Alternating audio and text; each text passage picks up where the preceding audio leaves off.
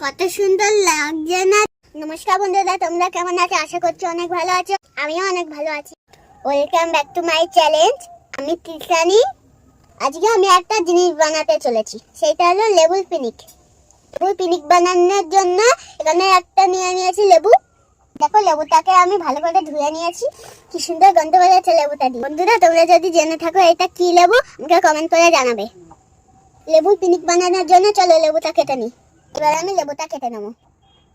বন্ধুরা দেখো, আমি গোল গোল করে লেবুটা কেটে নিয়েছি। এতে দেবো নুন, বা এতে দেবো সামান্য পরিমাণ ভাজা মশলা। এবার এতে দেবো লঙ্কার গুঁড়ো। এবার এতে দেবো ধনে পাতা কুচি। এবার দেবো তেঁতুল জল। এবার এতে দেবো চিনি।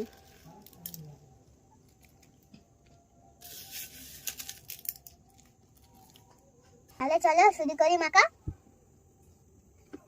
বন্ধুরা দেখো, আমার এটা মাখা হয়ে গেছে। দেখতে আমার এই লেবুর পিনিক দেখে তোমাদের জিভে জল আসবে আসবে। এবার খেয়ে বলবো কেমন হয়েছে।